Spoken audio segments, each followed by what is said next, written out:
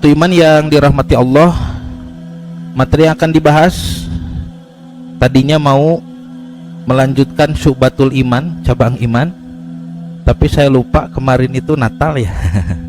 Ya tara ninggal berita punya. Ya, jadi kita bahas hari ini ya. Oh iya, hari ini. Oh ya. Hari ini. Ini apa di pikirannya maghrib itu ganti hari begitu Bu. Kalau kalau santri begitu ya. Jadi ya tenyambung punya, tenyambung jeung masyarakat.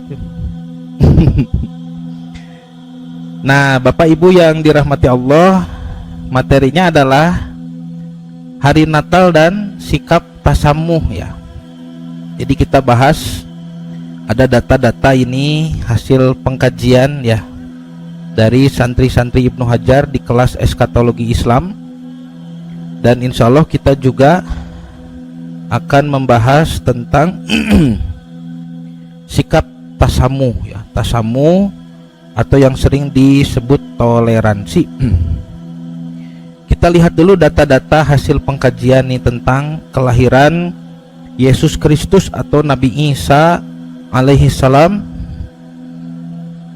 dengan metode perbandingan Bu ya, metode perbandingan antara Al-Quran dan Bible. Di dalam Quran Allah Subhanahu wa taala mengkisahkan bagaimana Siti Maryam alaihissalam melahirkan Nabi Isa Al-Masih alaihissalam. Salah satunya di Quran surah Maryam ayat 22 sampai 25. Allah Subhanahu wa taala berfirman, a'udzubillahi minasyaitonirrajim, fahamalathu fantabaddat bihi makanan qasiyan. Dan Maryam mengandung, lalu mengasingkan diri dengan kandungannya itu ke tempat yang jauh. Makanan qasiyan, tempat yang jauh. Fajahal makhadu ila jid'in nakhlah. Maka rasa sakit untuk melahirkan memaksanya bersandar pada pangkal pohon kurma.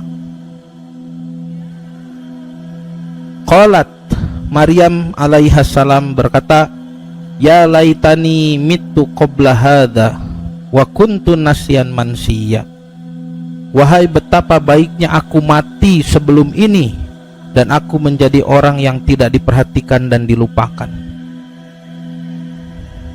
Fanadaha min tahtiha, maka dia malak Jibril alaihi salam berseru kepadanya, kepada Maryam dari tempat yang rendah, Allah tahzani, supaya tidak bersedih hati. Qad ja'ala rabbuki tahtaki sariyya, sungguh Tuhanmu telah menjadikan anak sungai di bawahmu. Wahuzi ilaika bidhid'in nakhlah, dan goyangkanlah pangkal pohon kurma itu ke arahmu. Tusaqit alaiki rutban janiyya, maka pohon itu akan menggugurkan buah kurma yang masak kepadamu. Itu ayatnya ya. Pertama yang dibahas oleh para ulama ahli tafsir adalah tempatnya, yang disebut dengan makanan qasiyan, tempat Siti Maryam mengasingkan diri ini, membawa kandungannya yang semakin membesar. Sudah disembunyikan sedemikian rupa, dan ketika hendak melahirkan, Maryam pergi mengasingkan diri ke tempat yang jauh gitu Bu. Kalau Maryam itu sehari-harinya ada di Masjidil Aqsa, berarti di Yerusalem punya. Dari Yerusalem berjalan ke tempat yang jauh di mana ada banyak pohon kurma, nih sebutnya. Ada banyak pohon kurma. Jadi tempat ini di mana? Begitu ya. Menurut riwayat yang paling kuat, Maryam melahirkan di satu kampung, di satu tempat yang bernama Yeriko. Yeriko itu terletak di satu kota yang bernama Bethlehem. Bethlehem itu ada di sebelah tenggara ya, agak ke timur tapi agak ke bawah begitu dari Yerusalem. Jadi Siti Maryam pergi ke tempat jauh yang banyak pohon kurma. Saat itu berapa usianya, Bu? Nah, dalam satu riwayat disebutkan masih belasan tahun ya. Ya, ada yang menyebut 12 tahun, ada yang menyebut 15 tahun ya. Sudah melahirkan. Berarti kalau sekarang seusia siapa? Kalau 12 tahun itu seusia siapa ya? Ya tamat SD. Tamat SD. Ya anak SMP kelas 1 sanawiyah. Tapi kelas 1 sanawiyah zaman dulu kan beda ya. Kalau ibu dulu waktu SMP sudah bisa apa saja? Sudah bisa menanak nasinya, terus biasa nyangu, sudah bisa mengasuh begitu kan, ya sudah bisa mencuci, mengurus rumah lah begitu ya. Tapi kalau anak SMP sekarang kok masih lucu gitu, masih gemes. Nah hanya ya masih lucu gitu, SMP teh lucu.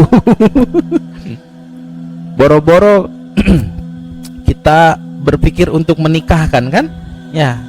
Mungkin pekerjaan rumah pun banyak yang belum bisa ya. Bahkan yang aneh itu ada salah satu saudara saya yang sudah mahasiswi, Bu. Terus mahasiswi dia sudah di universitas, di asrama begitu kuliah, biasa nyangu. Ada temannya yang bahkan tidak bisa nyangu, tidak bisa nanak nasi. Temannya begitu ya. Itu anehnya. Nyata diajarkan ben ku ibu.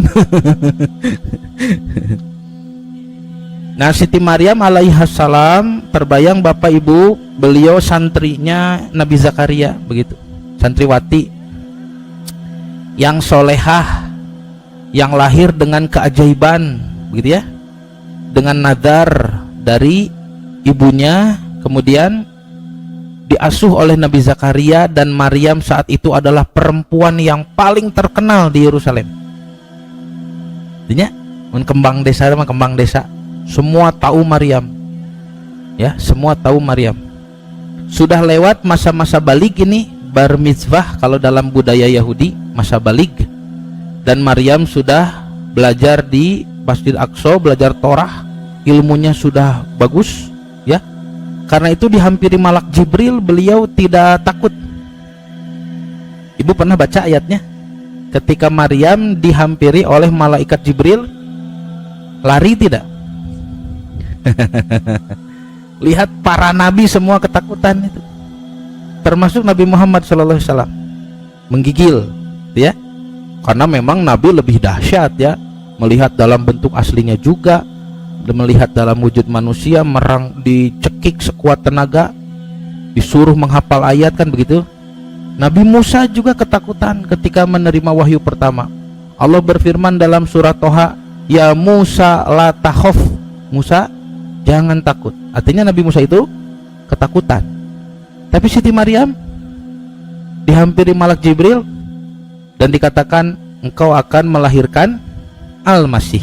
Artinya yang Allah sudah tetapkan, kau akan mengenal Al-Masih. Bukan takut, lari atau bagaimana. Maryam malah menjawab, bagaimana saya melahirkan, kawin ge acan gitu.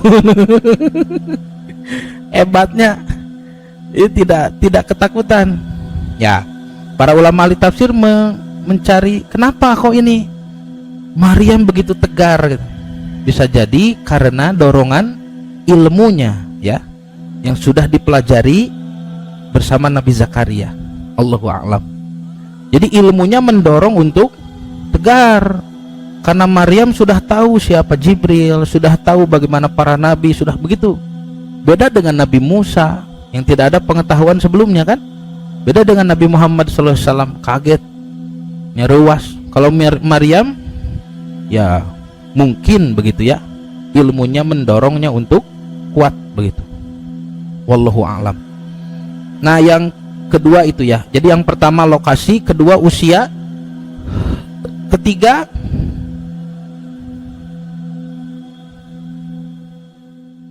adalah kalimat yang Allah pilih untuk menyebut kurma yang jatuh ini, Bu. Di sini kurma disebut apa? Rutob. Ya. Rutoban janiyan.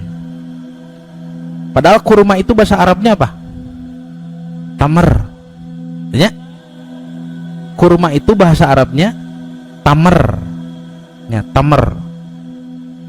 Kurma itu disebut tamar, tapi di sini disebut rutob. Apa bedanya? Ternyata dua-duanya adalah kosakata yang berarti buah kurma. Cuma bedanya kalau tamar adalah kurma yang kering, yang ibu suka makan di bulan Ramadan. Nah itu tamar. Ya. Naon wae gening, aya sukarinya, aya ajwa, aya naon deui? Seueur lah nya jenis-jenis. Kurma Rasul cenah gitu. Sedangkan rutob itu kurma segar, kurma yang masih segar, ya. Suka disebut kurma apa? Kurma basah, ya. Kalau orang Arab yang pakai bahasa Indonesia suka jualan bilangnya mantah gitu, ya mentah. Kurma mantah Bu, haja gitu, mantah. Indonesia bakhil, cenah. Indonesia pedit, cenah. Nah udah ngaraosan hunggul pan, diraosan gitu, meser henteu. Nya disusulan Indonesia bakhil, lain bakhil teu boga duit. Namun gaduh artos mah diborong. Nah, itu ya rutob. Jadi Allah Subhanahu wa taala memerintahkan Maryam untuk memakan rutob, bukan tamar. Bisa dikaji ini, bisa dikaji ya. Apa manfaatnya untuk wanita hamil begitu Bu? Ya, manfaat untuk kandungan. Oh kok disebutnya rutob ini di sini? Jadi Maryam itu memakan rutob. Apa bedanya tamar dengan rutob? Kurma kering dengan kurma basah itu. Lihat kandungannya nanti ya. Lalu apa manfaatnya kepada janin? Tuh tanyakan kepada dokter atau bidan. Katanya rutob ini lebih tinggi vitamin C-nya betul. Kalau tamar tinggi glukosanya ya. Secara vitamin kandungan tidak beda jauh sebetulnya. Cuman di tamar itu kurang ya vitamin C-nya. Di rutob lebih tinggi. Dan orang Arab biasanya memakan tamar, kurma kering untuk sahur kan. Sedangkan kurma rutob, kurma basah itu untuk berbuka. Jadi setelah badan letih, capek, selesai saum, buka pakai rutob. Ya, kayak vitamin C, segar, ya, gulanya rendah dan lambung itu enak nerimanya. Buah segar. Tapi kalau sahur pakainya yang gulanya tinggi karena untuk cadangan tenaga gitu kan. Jadi makannya kurma rutob akhirnya tahan lama tenaganya. Tapi setelah capek saum seharian bukanya pakai rutob. Kalau sahur tamar. Nah ini Siti Maryam kan sudah berjalan ya. Berjalan jauh menuju hamil, capek. Nah ketika makan rutob ini kan bagus nih, energi instannya. Ya kalori instan untuk punya tenaga supaya ngeden begitu ya. Ini ibu-ibu yang tahu, pengalaman banyak gitu. Nah sudah. Jadi kelahiran menurut versi Quran tidak kita bahas terlalu detail ya. Kita bandingkan dulu. Oh ini nih. Berarti Bapak Ibu kalau menurut Quran ketika kurma berbuah itu ya Siti Maryam alaihissalam hanya menggoyangkan pohonnya, kurma itu jatuh. Artinya di musim ketika kurma berbuahnya. Dan itu biasanya musim panas kan. Kalau musim dingin tidak seperti ini. Buah, ya, berbuah. Maka menurut Quran, Ibunda Maryam ini melahirkan di satu tempat yang banyak pohon kurma dan di musim yang kurma sedang panen, ini berbuah. Hanya artinya musim panas ini tidak mungkin Desember, mual. Tubuhnya. Nah, lihat di halaman kedua Bapak Ibu, ke halaman kedua dulu. Ada sesaudara kita orang Kristen yang mengkritik ya Quran. Katanya ini Quran dari mana? Masa Bunda Maria melahirkan dekat pohon kurma? Mana ada katanya di Palestina pohon kurma. Gitunya. Padahal di dalam kitab Perjanjian Lama,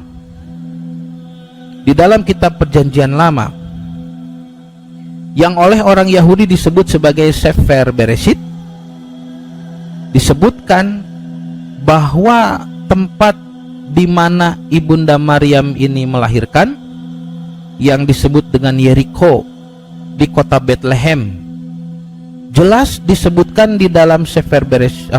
Bukan Sefer Bereshit, Sefer Devarim. Sefer Devarim itu kitab ulangan, ya, kitab ulangan. Pasal ke-34 ayat ketiga disebutkan bahwa wilayah selatan dan dataran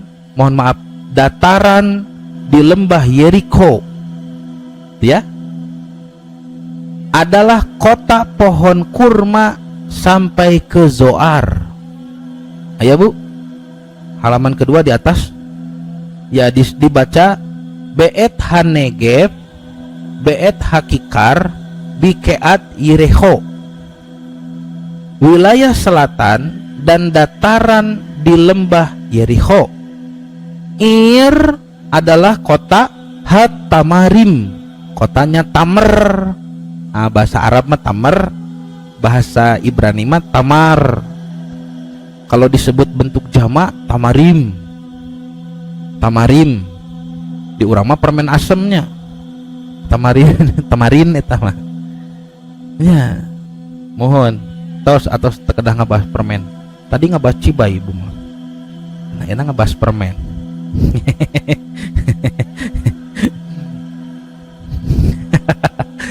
Ir Hatamarim, kotanya pohon kurma. Ad sampai Zoar, ke Zoar. Jadi di dalam kitab Yahudi, di Sefer Devarim, ini adalah kitab Perjanjian Lama.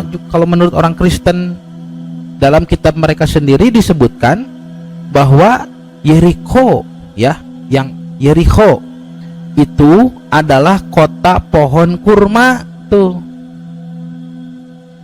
Berarti kalau para ulama ahli tafsir menyebut bahwa Siti Maryam itu melahirkan di Yeriko dan di situ Quran menyebut ada pohon kurma, tidak jadi masalah ini, karena memang Yeriko dikenal sebagai kota pohon kurma. Tos uih deui Bu ke halaman kahiji. Kita cepat ya. Kita baca kelahiran Nabi Isa versi Bible gitu Bu. Bandingkan dalam kitab Lukas dan kitab Matius nih. Di kitab Lukas pasal kedua ayat 1 sampai 8 disebutkan bagaimana Yesus Kristus lahir. Ayatnya berbunyi, pada waktu itu Kaisar Agustus mengeluarkan satu perintah menyuruh mendaftarkan semua orang di seluruh dunia. Sensus penduduk ya Bu. Inilah pendaftaran yang pertama kali diadakan sewaktu Kirenius menjadi wali negeri di Suriah. Maka pergilah semua orang untuk mendaftarkan diri masing-masing di kotanya sendiri. Janten bade ngadamel KTP nya sensus. Demikian juga Yusuf si tukang kayu ini yang dianggap sebagai suaminya Maryam oleh orang-orang Kristen. Pergi dari kota Nazaret, Palestina Utara, di Galilea ke kota Yudea, Yerusalem, ke selatan, ke kota Daud yang bernama Bethlehem. Bete rumah, lehem teh daging, rumah daging. Pami di urang mah pajagalan. Gitu Bu. nya Pajagalan. Janten di mana lahirna Nabi Isa teh? Di Pajagalan. Karena ia berasal dari keluarga dan keturunan Daud menurut Bible ya, supaya didaftarkan bersama-sama dengan Maria tunangannya yang sedang mengandung. Ketika mereka di situ, tibalah waktu Maria untuk bersalin. Oh, janten bade sensus penduduk sumping sareng Yusuf ka kota Yudea, ka Yerusalem, ka Bethlehem. Bade sensus penduduknya Pak Bu, bade daftar pendataan ku Kaisar Romawi, Kaisar Agustus. Lalu Marianya sedang hamil. Maria tunangannya yang sedang mengandung. Berarti sudah menikah belum? Itu kumahanya itu nya. Kan sosok Yusuf itu dianggap bapaknya begitu, bapaknya Nabi Isa, supaya Maria tidak dianggap berzina ya. Ayat cenah suamina gitu. Tapi ternyata belum menikah sudah mengandung ini, atau tetap saja berbuat dosa ini. Dan ia melahirkan seorang anak laki-laki, anaknya yang sulung, lalu dibungkusnya dengan lampin dan dibaringkannya di dalam palungan, tempat makan hewan, karena tidak ada tempat bagi mereka di rumah penginapan. Nyata ngalahirkeunna di mana? Di kandang, karena tidak ada penginapan. Di daerah itu ada gembala-gembala yang tinggal di padang, menjaga kawanan ternak mereka pada waktu malam. Jadi Nabi Siti Maria melahirkan di dalam kandang domba. Dombana kamarana menuju di angon, digembalakan di malam hari. Mungkin tidak, ini musim dingin. Ya, mungkin tidak Desember. Domba digembalakan ya nuju salju gitu Bu, tidak mungkin. Jadi kenapa dombanya digembalakan di malam hari? Karena siang harinya panas. Tos, itu menurut Lukas ya. Sekarang menurut Matius, pendek ini saya kutipkan pendek, Matius pasal 1 ayat 1 dan 2. Sesudah Yesus dilahirkan di Bethlehem, sama ya, Bethlehem, di tanah Yudea, pada zaman Raja Herodus. Hari tadi dina Lukas mah Kaisar Agustus. Harus diteliti nih, Kaisar Agustus kapan menjabatnya itu? Kaisar Herodus, Raja Herodus kapan? Ya, kok ada perbedaan di sini? Datanglah orang-orang Majusi dari timur ke Yerusalem dan bertanya-tanya, di manakah dia, raja orang Yahudi yang baru dilahirkan itu? Kami telah melihat bintangnya di timur dan kami datang untuk menyembah dia. Wah, itu tabu. Lihat catatan. Keterangan dari Al-Quran dan Alkitab di atas, Bible, menunjukkan bahwa Nabi Isa alaihissalam lahir dalam kondisi musim panas ya.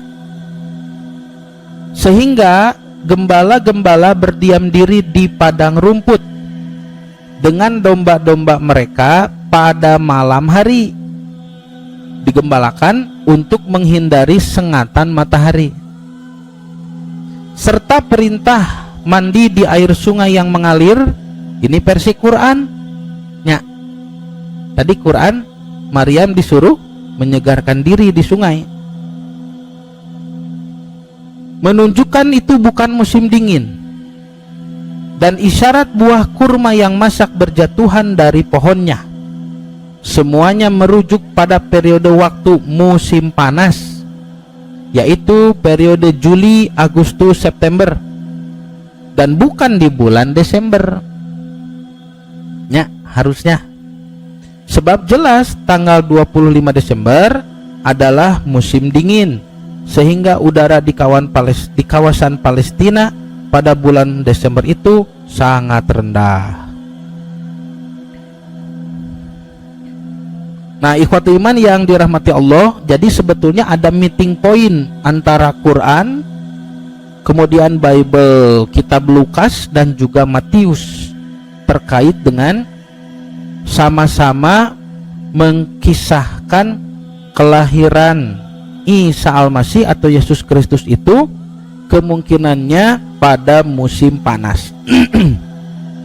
Meskipun nanti ada perbedaan di antara Lukas dan Matius nih. Karena Lukas menyebut kejadiannya pada masa kekaisaran Agustus, ya, Raja Agustinus. Sedangkan di Matius disebutkan pada zaman Herodus. Dan Agustus dan Herodus itu beda zamannya. Jadi ada pertentangan di situ. Mari kita lihat nasab Nabi Isa menurut Alkitab Bible, ya, menurut kitab Bible. Dalam Bible di kitab Matius pasal 1 ayat pertama disebutkan, inilah silsilah Yesus Kristus, anaknya Daud, anaknya Abraham. Saya baca dalam Injil berbahasa atau Bible berbahasa Syriak Aramaik, menggunakan bahasa Aramaik. Ayatnya itu berbunyi, ketava dilidute iso mesiho breh David breh Abraham. Ketava dilidute, inilah silsilah iso mesiho Isa Al-Masih atau Yesus Kristus, breh David breh Abraham, anaknya Daud, anaknya Abraham. Nah, kita kutip di Matius pasal 1 ayat 6 sampai 16 bahwa silsilah Nabi Isa atau Yesus Kristus itu berjumlah 27 orang kepada Daud. Kan tadi disebut Yesus Kristus putranya Daud. Jadi dianggapnya keturunan Nabi Daud, berarti orang Yahudi ibunya. Kalau keturunan Nabi Daud itu dari Bani Israel, 12 suku Bani Israel itu dari putra keempat Yehudah, turunan Yehudah itu keturunan Yahudi. Nasabnya sampai Daud, lihat dari nomor 27, Pak.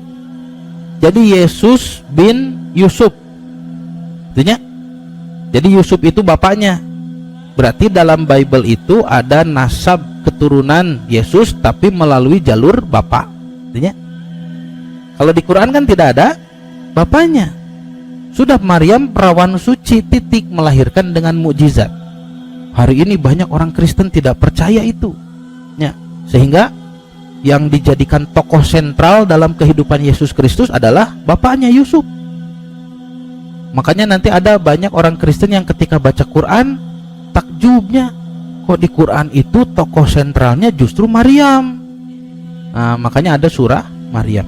Tapi kalau dalam Bible Yusuf si tukang kayu itu sanes Nabi Yusuf sanesnya, namanya sama Yusuf ini. Yusuf bin Yakub bin Matan bin Eliazar bin Eliud bin Achim bin Jadok bin Azor bin Eliakim bin Abihud bin Jerubabel bin Sealtil bin Yehonya bin Yosiah bin Amon bin Manes bin Hizkia bin Ahas. Wah, servis motor ya. Sedih motor naonnya? Aya kan tempat servis. Ben Yotam ben Uzia ben Yoram ben Yosafat ben Asa ben Abia ben Rehabem ben Shalomo ben Daud ben David, gitunya. Nah, iya silsilah menurut Matius. Karena tadi kelahirannya juga dibandingkan dengan kitab Lukas, nasabnya pun kita bandingkan dengan kitab Lukas. Dan menurut kitab Lukas nih, kalau di Lukas pasal ketiga ayat 23 sampai 31, nasab Yesus Kristus dari Nabi Isa sampai Nabi Daud jumlahnya saja beda nih, 42 orang. Kalau di Lukas tadi, kalau di Matius tadi 27, kalau di Lukas 42. Dan beda juga nih orang-orangnya. Kumaha itu? Iya dia. Yesus bin Yusuf bin Eli bin Matat bin Lewi bin Malchi bin Yanai bin Yusuf bin Matika bin Amos bin Nahum bin Hesli bin Nagai bin Ma'at bin Matika bin Simei bin Yosef bin Yoda bin Yohanan bin Resa Jerubabel Sealtiel Neri Malchi Aid Hosam Elmadam Yesus ayatnya namina sami tah Eliezer, Yorim, ben Matat, ben Lewi, ben Simon, ben Yehuda, ben Yusuf, ben Yonam, ben Eliakim, ben Meleah, ben Miniah, ben Matata, ben Natan, ben David. Sok, Bapak Ibu, catatan lihat di bawah nih. Versi Bible menurut Matius tadi di atas ya, pasal 1 ayat 1 sampai 16, garis keturunan Yesus sampai Nabi Daud jumlahnya 27, sedangkan di Lukas jumlahnya 42. Menurut Lukas pasal 3 ayat 23, Yusuf itu bapaknya Yesus, lihat, adalah putranya Eli. Nya aya di garis bawah kita. Bapaknya Yusuf teh Eli nomor 40 hiji. Sedangkan menurut Matius di atas, bapaknya Yusuf itu Yakub. Tuh, udah beda nih. Jadi yang betul yang mana? Yusuf teh anak Eli, anak Yakub. Menurut Matius, Yesus adalah keturunan Daud dari jalur Nabi Sulaiman. Betul? Tuh di luhur tuh nu Matius, nomor 2 na Salomo nya. Genten Yesus teh saur Matius mah Yesus teh turunan Daud di Incus Sulaiman, di Salomo Sulaiman. Tapi menurut Lukas, Yesus adalah keturunan Daud melalui Natan. Bentennya berarti kan Natan, Sulaiman itu putra-putra Nabi Daud cenah gitu. Jadi nu leres turunan saha? Turunan Sulaiman, turunan Natan. Gitunya. Keun eta mah cenah orang Kristen ngajawab. Kedah ibu. Dalam Perjanjian Lama, kitab 2 kitab 2 Samuel 2 pasal 11 ayat 2 sampai 5. Wah, ini menghina kepada nabi, Bu ya. Daud disebut berzina, nauzubillah, dengan Batseba binti Eliam. Kemudian 2 orang yang berzina ini melahirkan Sulaiman. Berarti atuh Nabi Sulaiman teh aduhnya puntennya anak jadah gitu. Nauzubillah ya kanabi ya kot kieu tah. Artinya istrinya Nabi Daud itu ya hasil perjinahan lah gitu. Cenol di kalapaan. Ngajenol teu aya bapaan. Kemudian kedua orang yang berzina ini melahirkan Sulaiman. Dan di kitab Raja-Raja 1 pasal 11 ayat 1 sampai 4, Sulaiman juga istrinya 700 orang dan memiliki gundik 300, berarti sabaraha tah? 1000. Juga Sulaiman disebut durhaka kepada Tuhan. Dengan demikian menurut kitab Kristen ini, Nabi Daud dan Nabi Sulaiman itu berzina. Padahal dari garis keturunan inilah Yesus dilahirkan. Ya. Aduh, ternodai. Pada Matius 1 pasal 1 ya, 3 ayat 3 sampai 6 dan Lukas pasal 3 ayat 30 sampai 33 dijelaskan juga bahwa Daud keturunan Peres. Sanes Simon Peres sih mah. Daud keturunan Peres, sedangkan Peres berarti bapana Daud. Peres teh Akina gitu. Lahir dari hasil perjinahan juga dari Yehuda yang berzina dengan mantan menantunya bernama Tamar. Liur kieu bunya seueur nu jinah ieu mah. Siga dina film wae mah, na sinetron, anakku bukan anakku nya aya. Ya. Silsilah Yesus di dalam Alkitab Bible dipenuhi dengan sosok para pezina. Menurut Bible ya. Bukan menurut kita, bukan menurut saya, bukan menurut Quran. Ini menurut Bible.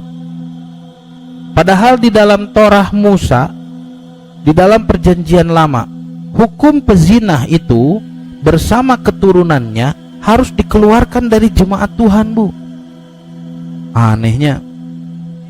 Dalam kitab Sefer Devarim, kitab Ulangan pasal 23 ayat 2 disebutkan lo yafo mamzer, seorang anak haram, anak jinah, bikhal Yahwah, bikhal Adonai, janganlah masuk ke dalam jemaah Tuhan. Gamdor asyiri lo yafa lo yikhal Adonai, bahkan keturunan yang ke-10 pun tidak boleh masuk jemaah Tuhan. tuh dikeluarkan, berarti dianggap murtad begitu ya. Wah, ngerinya. Jadi kalau dilihat nasabnya melalui Bible, ngeri Bu. Sudah banyak pertentangan, dari segi zaman waktunya saja beda ya, dari segi jumlah nasab juga berbeda, dari tokoh-tokoh nasab leluhurnya juga berbeda, dan ternyata tokoh-tokoh leluhurnya pun banyak diwarnai dengan para pezina. Itu Yesus Kristus teh kumaha ya, sangat-sangat tidak pantas ya kalau sosok yang dihormati, dikultuskan, yang dianggap suci itu kok memiliki nasab yang ya berdarah kotor lah begitu ya. Nah, sedangkan di dalam Quran Bapak Ibu bisa baca nanti di surah Maryam bahwa Siti Maryam ini disebutkan bukan keturunan Daud. Tadi kalau menurut Bible keturunan Daud itu kan dari bapaknya yang dibuat itu ya, Yusuf si tukang kayu. Sedangkan Maryamnya, ibundanya tidak dibahas kan dina Bible mah. Dina Quran mah justru yang dibahas tuh Maryam. Dan ketika Maryam menggendong bayi itu, maka penduduk Yerusalem mengatakan, qalu ya Maryamu laqad ji'ti syai'an fariya. Hai Maryam, sungguh kamu sudah membawa sesuatu yang sangat mungkar. Artinya penduduk yang melihat Siti Maryam pulangnya dari Yeriko pulang terus ngalahirkan bayinya digendong. Ini penduduk Yerusalem itu menganggap Maryam sudah berzina. Lalu dipanggil dengan ungkapan ya ukhta Harun, ya ukhta Harun. Nah, Siti Maryam disebut ukhtu Harun, saudari Harun. Apa yang dimaksud dengan saudari Harun ini? Kenapa masyarakat menyebut hei saudari Harun? Kenapa begitu? Nah, ini banyak nanti orang Kristen, orang misionaris, bahkan juga orientalis barat mengkritik Quran. Mereka mentertawakan ini Quran salah alamat. Masa Maryam disebut saudaranya Harun? Harun itu kan zaman Nabi Musa tuh, sudah lewat. Artinya, betul tidak? Nabi Musa kan kakaknya kan Nabi Harun. Itu kan 1300 sebelum Masehi. Ini di zaman-zaman Masehi ini. Jadi sudah 1300 tahun yang lalu Nabi Harun itu. Kok ini Maryam disebut saudari Harun? Ya. Nah, jadi bagaimana kita meluruskan nih? Ini kita baca tafsirnya. Para ulama ahli tafsir seperti Imam Ibnu Katsir meluruskan, yang dimaksud saudari Harun bukan saudara kandung, tetapi nasab atau nisbah kepada Nabi Harun, gitu kan? Ini adalah gaya bahasa Timur Tengah, Bu. Kalau seseorang dinisbahkan kepada keturunan apa? Kepada leluhurnya yang soleh, itu disebut dengan istilah saudara. Ya. Jadi Nabi Harun terkenal adalah kakaknya Nabi Musa. Di zaman Siti Maryam sudah tidak ada. Tapi orang Yahudi kan kenal Nabi Harun. Dan Maryam ini dari keluarga Imron. Imron itu disebut adalah orang suku Lewi karena menjadi imam bersama Zakaria. Jadi kalau suku Lewi memang turunan Harun, turunan Musa. Jadi sanes orang Yahudi. Kalau menurut Bible turunan Daud, Yahudi. Tapi kalau di sini Quran menyebut ya ukhta Harun, wahai saudara Harun, maksudnya keturunan Harun yang soleh. Kok kenapa berzina begitu ya? Ini kan satu bahasa sindiran begitu.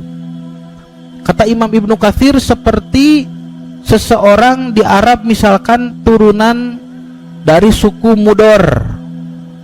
Dari suku Mudor. Mudor itu nama orang soleh yang jadi tokoh. Kalau ada turunan Mudor suka disebut ya akhom Mudor, wahai saudara Mudor. Bukan saudara kandung, tapi maksudnya adalah keturunan dari orang yang bernama Mudor gitu. Jadi ini gaya bahasa khas Timur Tengah. Makanya orang yang tidak paham bahasa Timur Tengah, apakah Arab, Ibrani, Aramaik, Amharik, ya, maka tidak mungkin bisa memahami ungkapan ini. Kata Imam Ibnu Katsir, ini ungkapan yang sudah biasa disebutkan ya di Timur Tengah untuk merujuk pada keturunan atau leluhur yang soleh. Nah, catatan versi Quran. Para ulama Islam berpendapat dari ayat di atas bahwa Maryam alaihissalam adalah keturunan Nabi Harun dan juga Nabi Musa yang berasal dari suku Lewi, tuhnya. Sukunya para rabi Bani Israel. Hal ini dapat dicari titik temunya. Di dalam Injil Lukas pun dijelaskan bahwa Elisabet istri Zakaria itu orang tuanya Nabi Yahya adalah juga keturunan Nabi Harun. Nah, sama juga nih. Eta geningan Maryam teh kan gaduh gurunya, guruna teh Nabi Zakaria. Zakaria teh gaduh istri namina Elisabet. Nah, Elisabet itu disebutkan keturunan Harun juga nih dalam Bible. Pada zaman Herodus, Raja Yudea, seorang imam bernama Zakaria dari rombongan Abia, istrinya juga berasal dari keturunan Harun, namanya Elisabet. Ini Injil Lukas pasal 1 ayat ke-5. Nah, kemudian dalam Lukas pasal 1 ayat 36 disebutkan bahwa Maryam dan Elisabet ini sepupuan, saudara dekat. Tinggal Bu, Siti Maryam mengandung Yesus, Elisabet mengandung Yahya. Artinya bertemu Maryam berada di lingkungan keluarga Elisabet dan Nabi Zakaria di halaman 4. Berarti dua perempuan ini, Maryam dan Elisabet, adalah satu keluarga besar dari suku Lewi di Bani Israel. Itulah yang disebut keluarga Ali Imron, ya, keluarga Imron. Nah, disebutkan di dalam kitab Lukas pasal 1 ayat 36, berkata Jibril kepada Maria, Gabriel kepada Maria, dan ketahuilah, ieu bahasa malaikat Jibril sumping ka Maryam badai nyebatkeun Maryam harus mengandungnya. Menurut Bible, Jibril itu mengatakan bahwa Elisabet saudarimu itu sedang mengandung juga. Tenang we Maryam, ayeuna ngandung Isa Almasihnya. Tuh dulur maneh ge keur ngandung Elisabet, sedang mengandung di usia tuanya. Ia yang dulu disebut mandul sekarang sudah hamil selama 6 bulan. Itu Pak.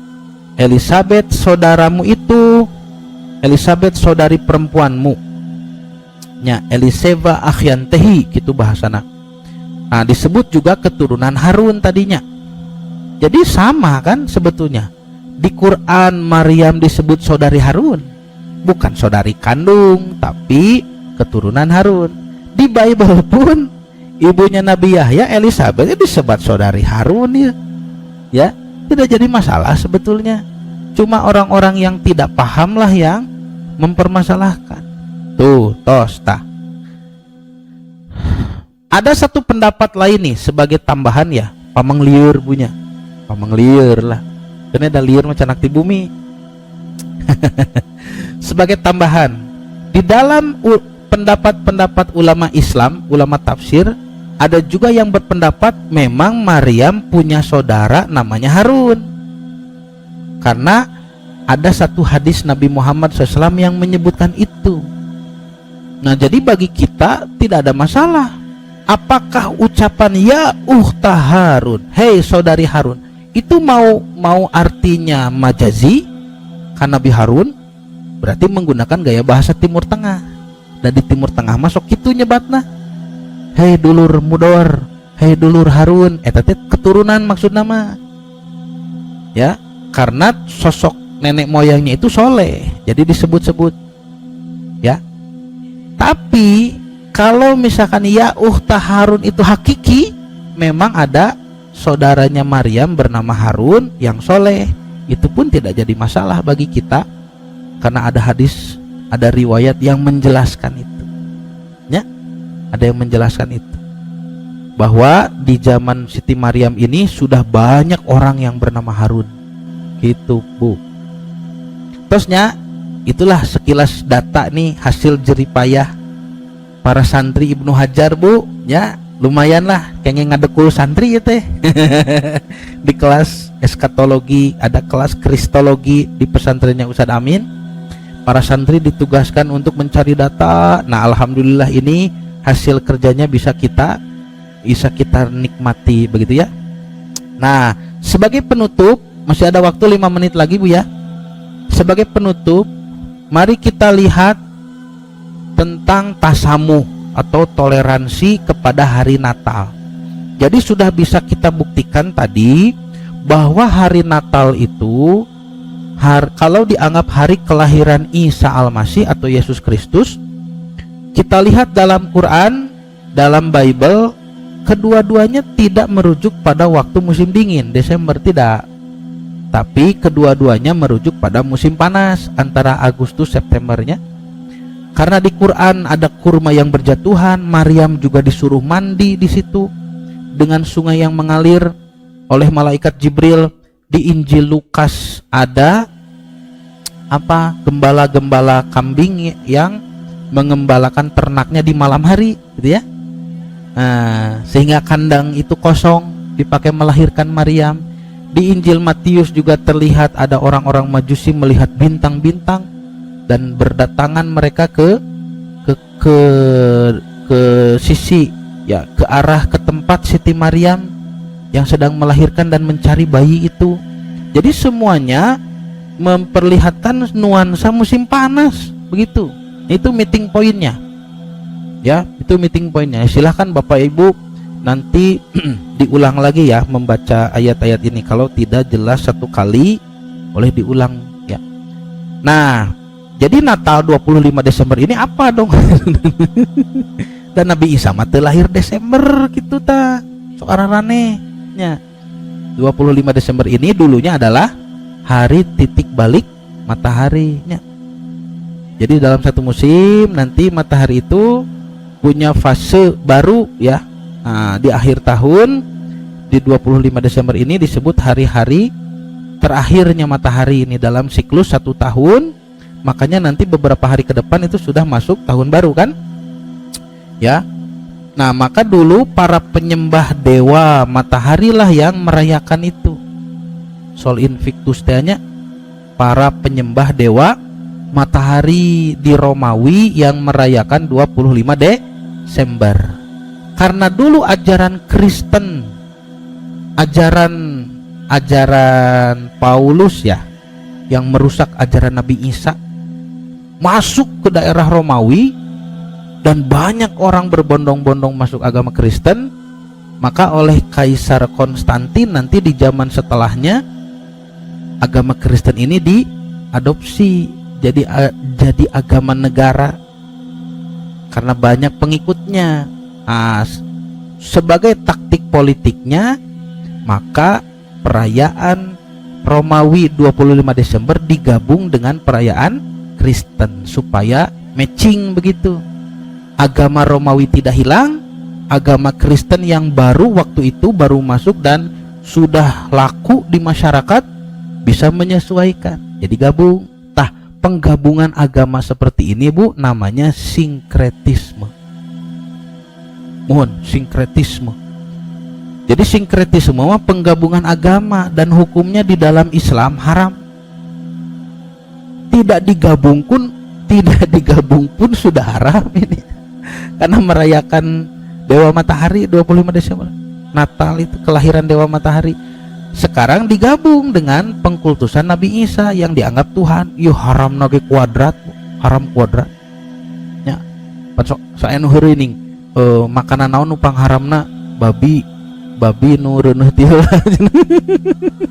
Tepuguh jaluna cenah. Babi cenah nu reuneuh tepuguh jaluna nu mana. Heureuy eta nu heureuy. Haram kuadrat gitu. Nah, ini juga sama. Jadi sinkretisme itu ya penggabungan dua agama. Uniknya, bukan unik artinya anehnya, di kita sinkretisme ini malah disebut toleransi. Jadi kalau Bapak umat Islam hari Jumat ke masjid Jumatan, lalu hari Ahad ke gereja, ya, mengucapkan selamat Natal gitu, disebutnya toleransi. Itu mah sinkretisme, justru menggabungkan dua agama. Toleransi itu apa? Nah, ini sebagai penutup ya, sebagai penutup saja. Toleransi dalam bahasa Arab disebut tasamuh. Dalam kitab Mu'jamul Wasit, tasamuh itu artinya tasahul, memudahkan atau bertoleransi. Ya, makanya muncul istilah bai'u samahah, jual beli yang tawar menawar. Jadi toleransi teh bisa tawar menawar, membiarkan. Mang sabaraha 100.000, si Mang mau menjual ini 100.000, meminta ibu membiarkannya menjual 100.000, lalu ibu tawar, atuh Mang 50 lah, si Mang dibiarkan, ya sok lah Bu. Nah, membiarkan itulah toleransi. Nah, jadi toleransi kalau dalam kamus bahasa Indonesia, toleran itu artinya menenggang, tenggang rasa ceningnya.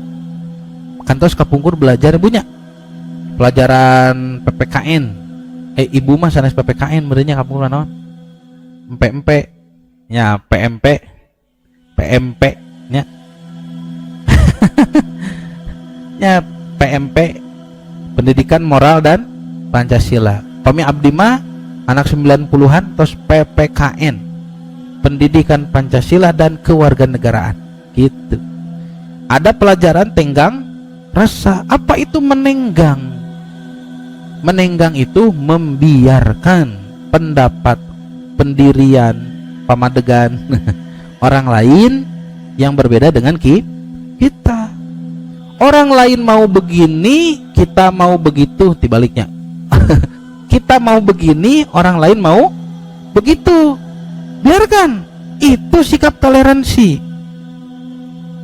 Berarti kalau begitu, menurut tata bahasa yang benar nih ya, makna bahasa yang benar, toleransi itu amalan hati, Pak. Amalan membiarkan, sudah sebatas membiarkan. Ya, saya misalkan mau tidur dengan lampu padam, tapi istri saya tidurnya ingin lampu dinyalakan, misalkan. Milih mana tah? Pami bapak sareng ibu kumaha? Paremantong dah hoyong pareum atuh serap ya, tapi aya nu pareum teh sieun dah cenah cucunguk hoyong caang haneut cenah caang mah. Ya sudahlah, nu ngelehan mana istri atuh nu ngelehan pareuman. Maka itu toleransinya, toleransi. Kalau ustadz sedang mengajar, guru kita misalnya Ustadz Amin itu banyak bertoleransi Pak Bu kepada mustami itu. Mustami teh aya nu gandeng, aya nu nunutan, aya nu ngobrol, diantep. Tah, ustad ngantep teh toleransi eta teh. Lalu ustad teh ngajarna lami teuing 2 jam gitunya. Tapi ibu teh jari cing we teu arwih, ibu bertoleransi gitu. Membiarkan ustad ngajarna lami teuing gitu. Jadi apa tenggang rasa itu? Sikap saling membiarkan, sok antep ya. Jadi orang lain mau merayakan apa di negeri kita yang mayoritas umat Islam, ada orang yang bukan muslim nih, orang kafir, orang yang menghalangi diri dari Allah, itu kafir artinya, merayakan perayaan agamanya, lalu kita biarkan, kena antep. Itu sudah toleransi tingkat tinggi. Uyuhan teh di baledogan oge tuh. Nya lamun ku urang diontrok tiasa teu, tiasa wae pan. Tapi ku urang teu diantep we. Itu sudah tasamuh, toleransi. Tidak usah ikut campur. Bapak Ibu sampai ke gereja bawa nasi tumpeng, itu sudah bukan toleransi. Itu sudah aksi kan? Sudah bukan amalan hati lagi, itu sudah perbuatan, dan itu adalah sinkretisme, itu menggabungkan agama. Jadi toleransi tidak boleh kebablasan, Bu ya. Nah, disebutkan di sini toleransi kepada orang kafir dalam hal akidah, ibadah dan muamalah pada dasarnya hanya sebatas membiarkan. Adapun khusus dalam muamalah, kita diizinkan sampai berinteraksi secara adil kepada orang kafir sesuai perintah Allah dalam surah Al-Maidah ayat 8 di atas. Mana ayat 8? Emang ayat Al-Maidah tadi, Bu? Tak. Tekalebetkeun, Bu. Soalnya pami dilebet-lebetkeun nyaten 5 genep halaman ieu teh kitu, Bu. Terus kenging motong Bu nya. Teu sawios lah. Pokoknya toleransi itu kalau dalam muamalah boleh, silahkan. Maksudnya kalau sampai ikut mengucapkan, ikut membantu boleh, ya. Ta'awun, ya, saling menolong dalam muamalah. Misalkan begini, tetangga kita orang kafir lulus kuliah, kita ucapkan selamat boleh tidak? Boleh, ya. Selamat ya, semoga cepat dapat kerja, itu boleh. Bahkan para ulama ada yang sampai membolehkan sampai pernikahan, ya. Ada menikah, selamat ya, semoga langgeng misalkan, entong didoakeun, barakallahu laka wa baraka alaika, entong didoakeun. Nya selamat hungkul gitu boleh, silahkan. Tetangga kita renovasi rumah nih, orang kafir renovasi rumah, boleh dibantu?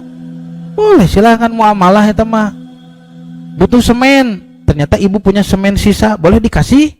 Boleh. Setelah renovasi rumah ternyata buka warung, orang kafir buka warung, boleh beli ke situ? Boleh. Boleh nganjuk? Oh, atuh kan tenannya nganjuk kasbon, nah gitunya silahkan. Tapi kalau pas bulan Desember tetangga kita yang kafir itu beli pohon Natal lalu mau dihias dan ngajak kepada ibu, Bu, bantu yuk menghias pohon Natal, nah boleh tidak? Tidak boleh. Kenapa? Sudah bukan muamalah ini, sudah berkaitan dengan akidah. Kalau akidah tadi sebatas membiarkan, kena antep gitu. Itulah toleransi yang benar. Kalau ibu ikut campur dalam hal akidah dan ibadah, maka hukumnya sinkretisme, dan itu haram karena melanggar ayat lakum dinukum waliyadi. Jelasnya ajaran Quran mah jelas tuh, Bu. Jelas tuh. Emut kapungkur almarhum Ustad Eka, nya Allahu yarham, Eka Permana Sadeka, guru urang sadaya. Ustad Eka nganalogikeun simpel teh masalah ngucapkeun selamat Natal. Saur Ustad Eka nya kieu we can analogina mah, nah bobotoh Persib teu hayang make baju oranye. Nya acuk Persija. Tah gitu, Bu, da benten atuh cenah tong sok rido kana naon atribut batu. Eta almarhum sadeka nyebatna naha bobotoh Persib teu daekeun cenah make kaos oranye. Ya, Bapak Ibu yang dirahmati Allah, sekian yang bisa disampaikan. Ya, mudah-mudahan apa yang disampaikan menjadi ilmu yang bermanfaat khususnya bagi saya sendiri dan menjadikan motivasi beribadah kepada Allah lebih tinggi. Saya cukupkan sekian, ditutup dengan doa Rabbana hablana min azwajina wa dzurriyyatina qurrata a'yun waj'alna lil muttaqina imama. Rabbana la tuzigh qulubana ba'da idh hadaitana wa hab lana min ladunka rahmah innaka antal wahhab. Rabbana atina fid dunya hasanah wa fil akhirati hasanah wa qina adzabannar. Aqulu qawli hadza wa astaghfirullah li wa lakum. Wassalamualaikum warahmatullahi wabarakatuh.